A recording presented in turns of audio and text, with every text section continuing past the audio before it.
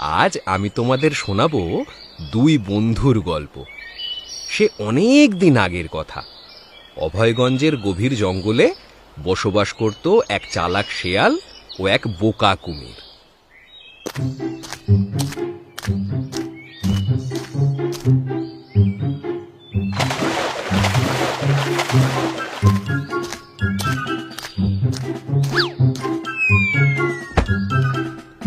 কুমির শেয়ালকে নিজের বন্ধু মনে করলে শেয়াল কিন্তু কুমিরকে বোকা বানানোর একটা উপায়ও হাতছাড়া করত না। একদিন দুপুরবেলা ঘটল এক ঘটনা। উফ, কি গরম!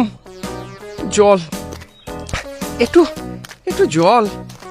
সূর্যি বাবা তো আর কিছুতেই নিজের মাথা ঠান্ডা করবে না, আমাকেই জল খেয়ে নিজের শরীর ঠান্ডা করতে হবে। ওই তো ওই তো পেয়েছি পেয়েছি। চোখের শান্তি, মনের শান্তি, বাবা বাবা বাবা বাবা বাবা।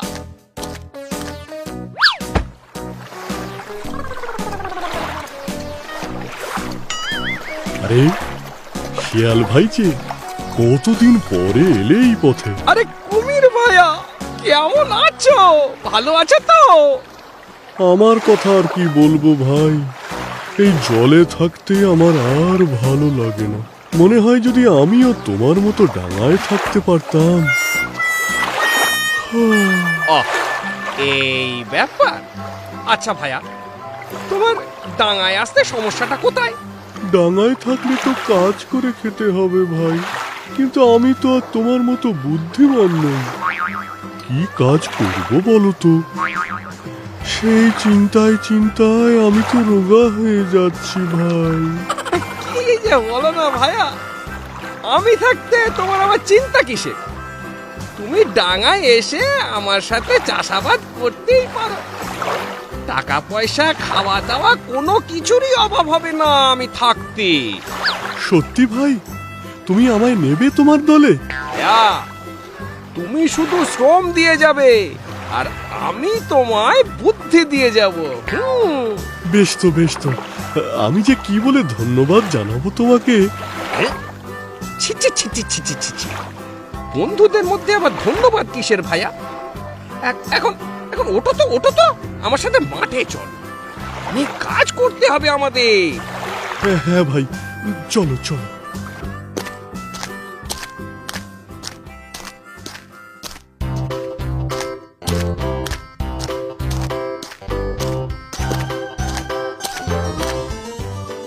এই জমিটা তোমায় লাঙল দিয়ে চাষের উপযুক্ত করে তুলতে হবে।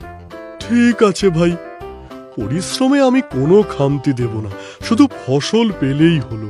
তা ভাইয়া, চাষাবাদ তো করবে, কিন্তু ফসল হলে কোন অংশটা তুমি নেবে সেটা আগে ঠিক করে নাও। ফসলের ওপরের অংশ নাকি নিচের অংশ?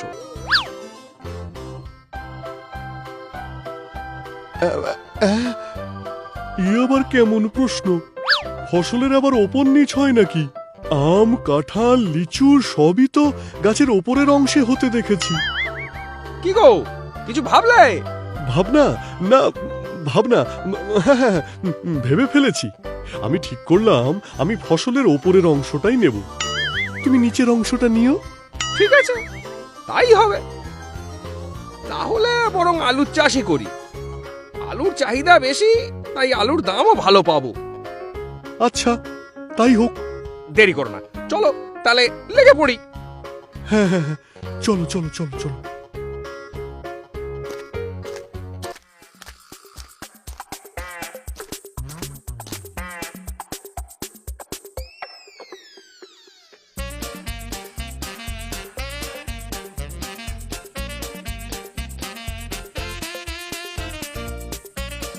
মাথার ঘাম পায়ে ফেলে কঠোর পরিশ্রম করে আলুর চাষ করতে লাগলো।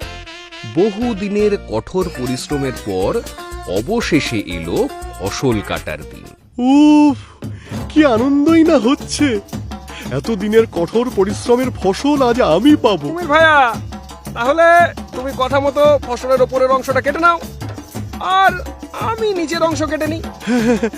চলো চলো, শুভ কাজে আর দেরি কিসের?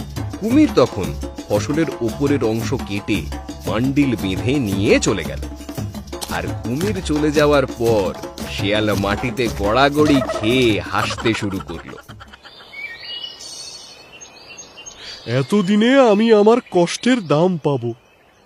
এই আলুগুলো বিক্রি করে আমি অনেক বড় লোক হয়ে যাব।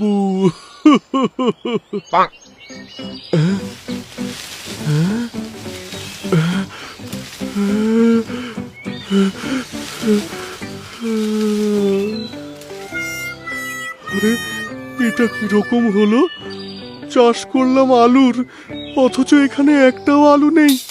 তার মানে ওই শিয়ালটা আমাকে বোকা বানিয়েছে। শিয়াল, দাঁড়া, তোর মজা দেখাচ্ছি আমি।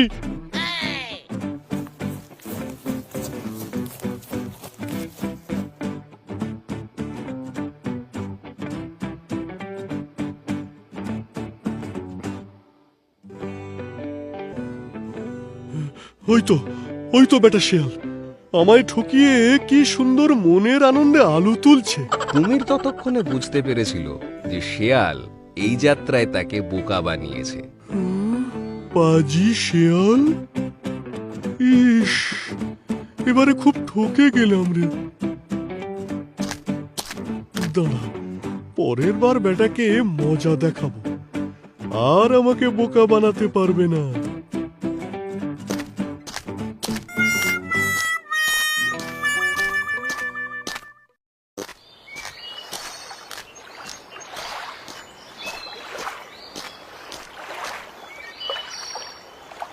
আলু চাষ তো ভালোই হলো, কি বলো ভাইয়া? হ্যাঁ, একরকম তা হলো বই কি, খুব শিক্ষা হলো আমার। তাহলে তাহলে এবার কি চাষ করা যায় বলো দেখি। সে চাষ টাস না হয় হবে খন, কিন্তু একটা কথা আমি আগে ভাগেই বলে রাখতে চাই। কি কথা ভাইয়া? দেখো ভাই, এবার কিন্তু আমি আর আগার দিকটা নেব না, আমাকে এবার গোড়ার দিকটা দিতে হবে। তুমি বরং আগার দিকটা নিও। আচ্ছা ভাইয়া, বেশ বেশ, তাই হবে। চলো এবার তাহলে ধান চাষ করা যাক। সত্যি? এর থেকে ভালো তো আর কিছুই হতে পারে না, কিন্তু ফসল ভাগের বিষয়টা মনে থাকে যেন। হ্যাঁ ভাইয়া, চিন্তা করো না, এবারে আগার ফসল আমার আর গোড়ার ফসল তোমার। শিয়ালের প্রস্তাব শুনে কুমির ধানের বীজ বপন করল। ধীরে ধীরে ধান গাছের চারাগুলো বড় হয়ে উঠতে থাকে। তাই রে নাই রে নাই রে, কাল ফসল তুলবো ভাই রে, ধান পেয়ে করবো মজা, পাজি শিয়ালকে দেখাবো মজা। এবার আর আমার শিয়াল বোকা বানাতে পারবে না। তাই রে নাই রে নাই রে, কাল ফসল তুলবো ভাই রে। চলো ভাইয়া, তাহলে ফসলের ভাগ বাটোয়ারার কাজ শুরু করে দিই, কি বলো? হ্যাঁ অবশ্যই, তুমি আগার দিকটা নিয়ে মানে বিদায় হও, আর আমি গোড়ার ফসল নিয়ে ঘরে যাই। আচ্ছা আচ্ছা, তাই হোক। কুমিরের কথা মতো শিয়াল ধান শুদ্ধ গাছের আগা কেটে নিয়ে বাড়ির দিকে রওনা হলো। শিয়াল চলে যেতেই কুমির তো ভারী খুশি, ভাবলো মাটি খুঁড়ে সব ধান তুলে নেবে। কিন্তু ও কপাল, মাটি খুঁড়ে দেখলো সেখানে কিছুই নেই। কুমির গেল প্রচন্ড রেগে। এ কি, ধান কোথায়? কোথায় ধান? এ তো শুধুই খড় আর বিচুলি। আমি আবার ঠকে গেলাম।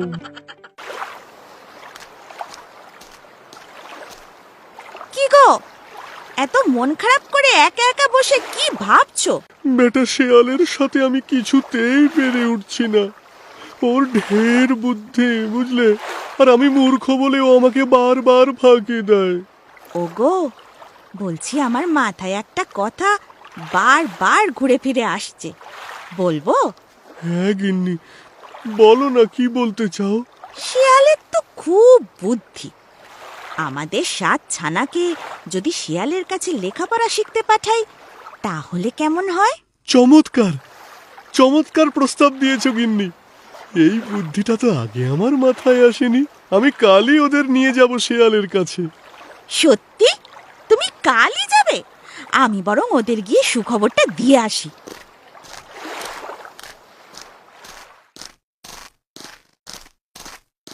ছানারা, আজ তোমাদের গুরু মশাইয়ের পাঠশালায় নিয়ে যাচ্ছি। উনি খুব বুদ্ধিমান। এবার তোমরাও আদর্শ কুমির হয়ে উঠবে, বুঝেছো? ঠিক আছে বাবা, ঠিক আছে।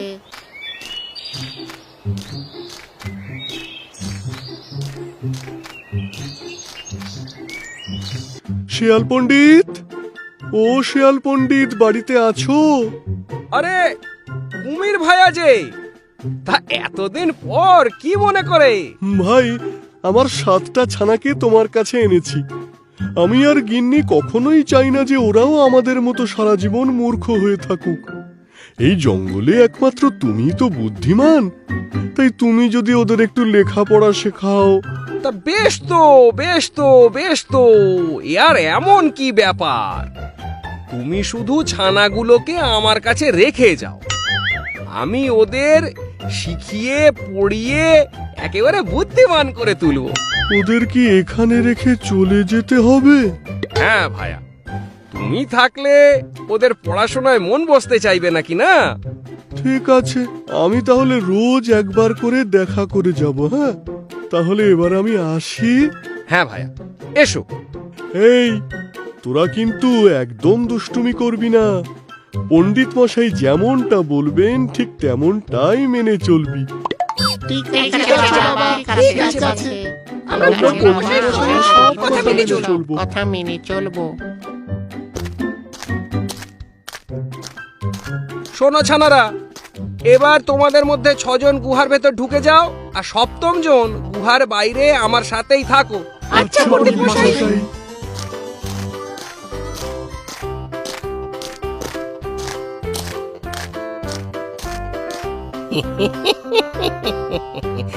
অনেক মাংসই তো খেয়েছি, এবার এবার একটু কুমিরের ছানার মাংস খেয়ে দেখা যাক।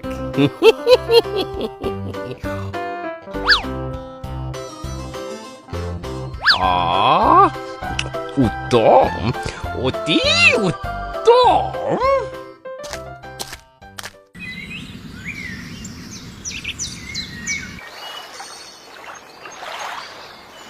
যাই, এবার একবার শেয়ালের গুহার দিকে যাই, ছানাগুলোকে দেখে আসি।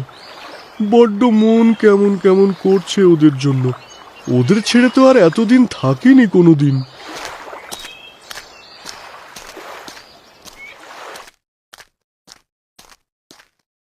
শিয়াল পণ্ডিত, ও শিয়াল পণ্ডিত, বাড়িতে আছো?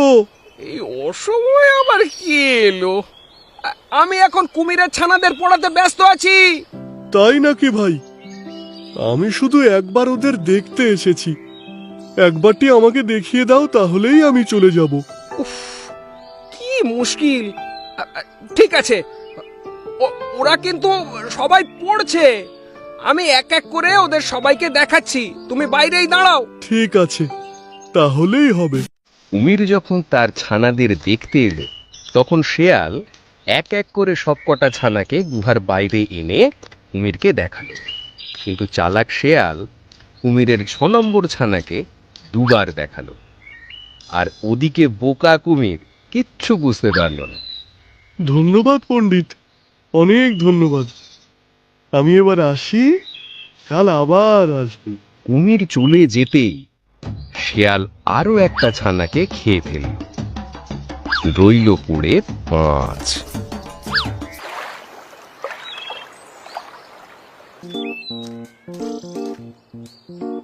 শিয়াল পণ্ডিত, ও শিয়াল পণ্ডিত, বাড়িতে আছো? ও, তুমি ছানা দেখতে এসেছো তাই তো? এই দেখো বাপু, তোমার প্রথম ছানা। দাঁড়াও, বাকিগুলোকেও নিয়ে আসছি। শিয়াল এইভাবে রোজ একটা করে কুমির ছানা খায়, আর কুমির এলেই তাকে ফাঁকি দিয়ে ভোলায়। এইভাবে শেয়ালের বেশ ভালোই দিন কাটছিল। কিন্তু একদিন ঘুম থেকে উঠেই শেয়ালের বড্ড খিদে পেয়ে গেল। শেয়াল হাই তুলতে তুলতে চোখ রগড়াতে রগড়াতে বলল, উফ, কি খিদেই না পেয়েছে। এত সকালে কোনো গৃহস্থের ঘরেও তো কিছু পাবো না। ইস, আমিও না, সত্যি হাতের কাছে এমন সুস্বাদু খাদ্য থাকতে এত কেন ভাবছি।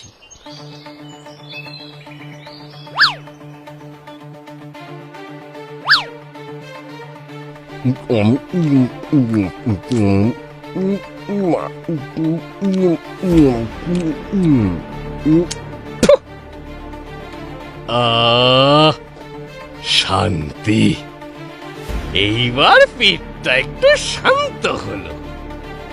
শেষ কুমির ছানাটাকেও খেয়ে ফেলার পর শিয়ালের খেয়াল হলো যে আর তো একটাও ছানা বেঁচে নেই। যা, খিদের মুখে তো খেয়ে ফেললাম, কিন্তু বেলা বাড়লেই যে কুমির এসে হাজির হবে, তখন ছানা কোত্থেকে দেখাবো?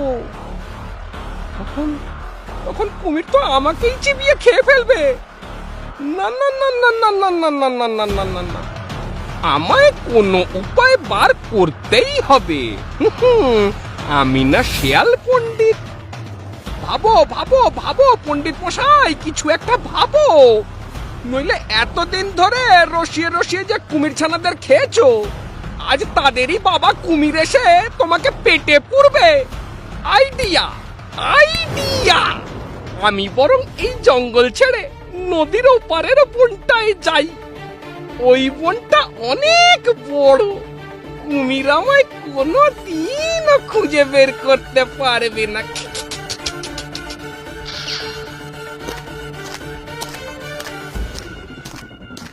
শিয়াল পণ্ডিত, ও শিয়াল পণ্ডিত, একবার দেখো আজ তোমার জন্য কত মাছ নিয়ে এসেছি। আজ আমি ছানাগুলোকে বাড়িতে নিয়ে যাব, বুঝলে? ওদের মা ওদের দেখতে চেয়েছে। ব্যাপারটা তো ভালো ঠেকছে না। যাই, একবার ভিতরে ঢুকে দেখি তো।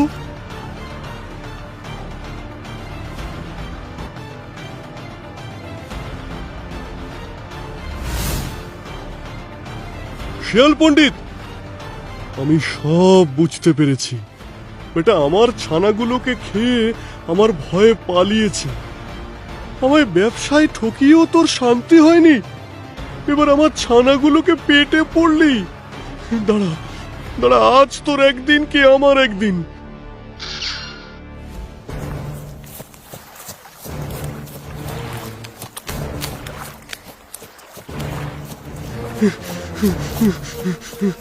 শিয়ালকে ধরবে বলে কুমির দিক বিদিক জ্ঞান শূন্য হয়ে দৌড়তে লাগলো। কিছু দূর গিয়ে কুমির শিয়ালের দেখা পেল। দাঁড়া হতভাগা, পালাচ্ছিস কোথায়? আজ আমি তোকে কিছুতেই ছাড়বো না। কুমির আমায় ধরতে পারে না, ধরতে পারে না।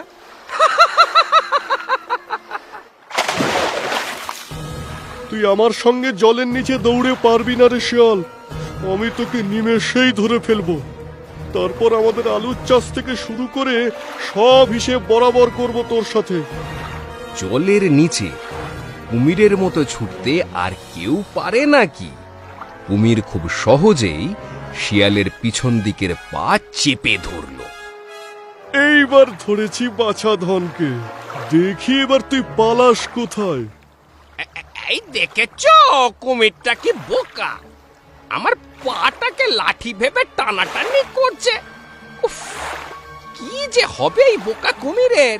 এই এই ছাড় দেখি, ছাড় ছাড়, আমার লাঠিটা ছাড়, নইলে কিন্তু আমি তোকে লাঠি পেটা করবাই বলে দিলুম। এ বাবা, আমি মনে হয় পা ধরতে গিয়ে লাঠি ধরে ফেলেছি। আমার বোকা মতো দিন দিন বেড়েই চলেছে। শিগগির লাঠি ছেড়ে পাটা ধরি ওর।